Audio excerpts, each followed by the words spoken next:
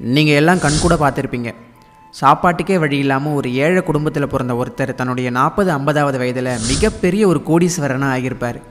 கணக்கில்லாத வீடுகள், வண்டி வாகனங்கள், சொத்து சுகங்கள், ஆடை ஆபரணங்கள், தங்க நகைகள், அழகான மனைவி அல்லது அழகான கணவன் அப்படின்னு ஆணோ பெண்ணோ யாராக இருந்தாலும் மிகப்பெரிய உயரத்துக்கு வந்திருப்பாங்க. எவராலும் கண்டுக்கப்படாமல், சாப்பாட்டிற்கு கூட வழி இல்லாமல் இது போல் குப்பையில் கிடக்கிறவரை திடீர்னு கோபுரத்துக்கு கொண்டு வந்து நிறுத்துறதும், எல்லாருக்கும் தெரியும்படியாக அறியும்படியாக புகழ்பெற்ற மனிதராக மாற்றுறது யார்? அவங்களுடைய உழைப்பா, திறமையா, காலமா, இல்லை கடவுளா, இல்லை கிரக நிலைகளா, இல்லை உங்கள் ஜாதகமா? இதை பற்றி எல்லாத்தையும் இந்த வீடியோவில் தெரிஞ்சுக்கலாம் வாங்க. நான் ஜோதிட நல்லன்.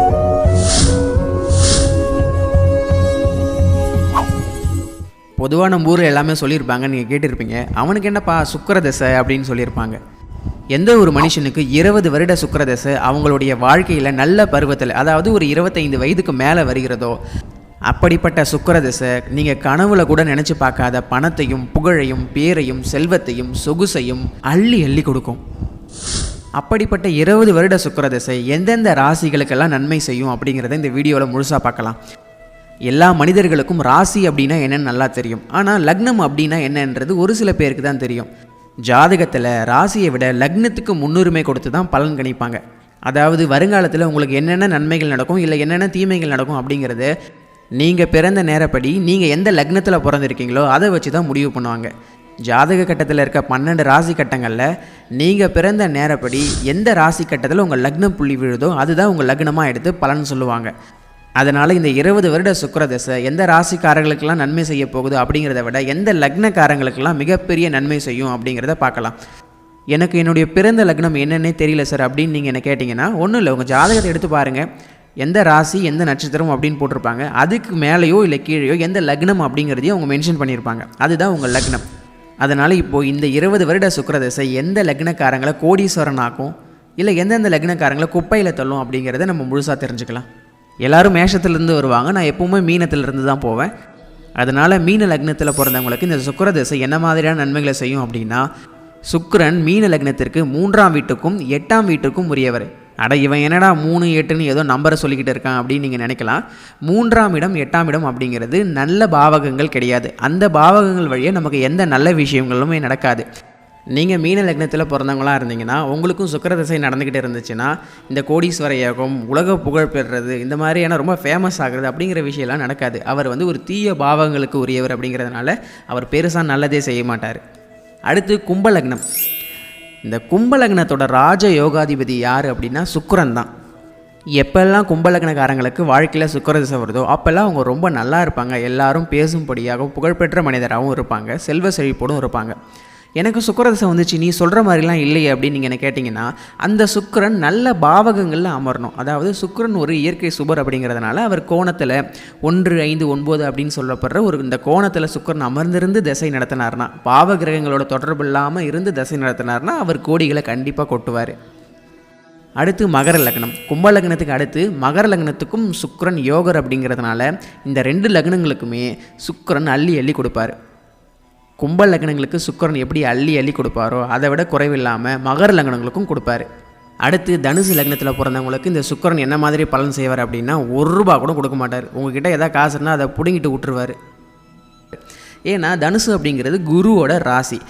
இந்த ராசியில் உங்கள் லக்னம் புள்ளி விழுந்து நீங்கள் தனுசு லக்னமாக இருந்தீங்கன்னா அந்த லக்னத்துக்கு ஆகாதவர் யாருன்னா சுக்கிரன் தான். அவருடைய திசை வாழ்க்கையில் வரவே கூடாது. அப்படி வந்துச்சுன்னா நீங்கள் பெரும் கஷ்டத்துக்கு ஆளாவீங்க. கடன், நோய், வம்பு, வழக்கு அப்படின்னு சொல்லிட்டு எல்லா விதமான அசிங்கங்களுக்கும் அவமானத்துக்கும் ஆளாவீங்க. அந்த 20 வருட சுக்கிரதசை உங்களை வச்சு செய்யும். அடுத்து விருச்சிக லக்னத்தில் பிறந்தவங்களுக்கு சுக்கிரன் ஒரு மாதிரி சுமாரான பலனை கொடுக்கும். ஏன்னா ஒரு 12ஆம் வீட்டுக்கும் ஒரு 7ஆம் வீட்டுக்கும் உரியவர் அப்படிங்கிறதுனால ஒரு மாட்ரேட்டான பலன் தான் கிடைக்கும். ஏதோ சொல்லிக்கிற அளவுக்கு இருக்காது, பரவாயில்ல, எனக்கு ஏதோ கஷ்டப்படாமல் இருக்கேன் அப்படின்னு சொல்கிற அளவுக்கு தான் இருக்கும். அடுத்து துலாம் லக்னம். இந்த துலாம் லக்னத்துக்கு லக்னாதிபதி யாரு? சுக்கிரன் தான். அதே மாதிரி 8குடையவன், அதாவது இன்னொரு அவயோக பாவகத்துக்கு உரியவர் யாருன்னா அதுவும் சுக்கிரன் தான். தான் விரலாலே தான் கண்ணை குத்தி பாவங்க அப்படி சொல்லுவாங்கள்ல, அந்த மாதிரியான விஷயங்களை இந்த சுக்கிரன் நல்லா பண்ணுவார். இவங்களுக்கு யோகமும் செய்வார், அதே நேரத்தில் அவயோகமும் செய்வார். அதனால் இதுவும் ஒரு 50-50 சாய்ஸ் தான். அடுத்த லக்னம் கன்னி லக்னம். கன்னி லக்னத்தில் பிறந்திருந்தீங்கன்னா உங்களுக்கு 2, 9க்கு உரியவர். இந்த 20 வருட சுக்கிர திசை நல்ல வருமானத்தை, புகழ, செல்வ செழிப்பை எல்லாத்தையும் தரக்கூடிய ஒரு தசை தான். இந்த கன்னி லக்னங்களுக்கு சுக்கிரன் நல்லது செய்வார். அடுத்து சிம்ம லக்னம். இந்த சிம்ம லக்னம், கடக லக்னம் இந்த மாதிரி லக்னத்தில் பிறந்தவங்களுக்கெல்லாம் ஏதோ சுக்கிரன் கொடுத்துட்டு போவார், ரொம்ப அள்ளிலாம் கொடுக்க மாட்டாருங்க. நீங்கள் அதெல்லாம் நினச்சிக்கிட்டு இருக்காதீங்க. உங்களை முடிஞ்ச அளவுக்கு கெடுக்காமல் இருப்பார், அதே நேரத்தில் கொடுக்காமலும் இருப்பார். இந்த சுக்கிர தசை உங்களுக்கு பெருசாக கோடீஸ்வர யோகத்தெல்லாம் கொடுத்துறாது. அடுத்து மிதுன லக்னத்துக்கு நல்ல விதமான யோகங்களை செய்யக்கூடியவர் சுக்கிரன்.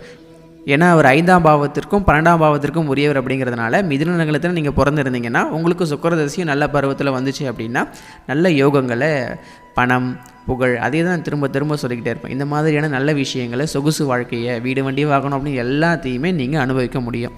அடுத்து ரிஷப லக்னம். எப்படி நான் 9ஆம் லக்னத்துக்கு சொன்னனோ ரிஷப லக்னத்துக்கும் அப்படி தான். ரிஷப லக்னத்துக்கு லக்னாதிபதியும் சுக்கிரன் தான். அதே மாதிரி 6ஆம் இடமான கடன், நோய், எதிரி என்ற ஒரு தீய பாவகத்திற்கு உரியவரும் சுக்கிரன் தான். சமுதாயத்தில் இந்த சுக்கிரன் உங்களுக்கு நல்ல பேரை வாங்கி கொடுப்பாரு. அதே நேரத்தில் உங்கள் பேரை கெடுக்கிறவர் யாருன்னா இந்த சுக்கிரன் தான். இவரும் ஒரு 50-50 சாய்ஸ் தான். பாதி நல்லது செய்வார், பாதி கெட்டது செய்வார். மேஷ லக்னத்தில் பிறந்தவங்களாம் நீங்கள் இருந்தீங்கன்னா சுக்கிரன் வந்து 2க்கும் 7க்கும் உரியவர். அப்படிங்கிறதுனால இந்த மேஷ லக்னத்தில் பிறந்தவங்களுக்கும் சுக்கிரன் ஓரளவுக்கு நல்ல விதமான பணத்தையும், தனத்தையும், செல்வ செழிப்பையுமே கொடுப்பார். இப்போ 12 லக்னங்களுக்குமே சுக்கிர தசை எந்த மாதிரியான நன்மைகளை செய்யும் அப்படிங்கிறத நம்ம ஓரளவுக்கு தெளிவாக பார்த்துட்டோம். இந்த பணத்தையும், புகழையும், செல்வ செழிப்பையும், சொகுசையும், வீடு வண்டி வாகனம் அப்படின்னு எல்லாத்தையும் கொடுக்குற சுக்கிரன் எல்லாருக்கும் நன்மை செய்கிறதில்ல. அவரும் ஒரு சில பேருக்கு தான் நல்லது செய்வார், ஒரு சில பேருக்கு தான் கெட்டது செய்வார். ஒரு சில பேருக்கு சுக்கிர தசை வாழ்க்கையில் வந்தே ஆகணும், இன்னொரு பேருக்கு சுக்கிர தசை வாழ்க்கையில் வரவே கூடாது. அதனால் சுக்கிர தசை வந்தாலும் ரொம்ப நல்லது, சுக்கிர தசை வராட்டாலும் ரொம்ப நல்லது. நன்றி.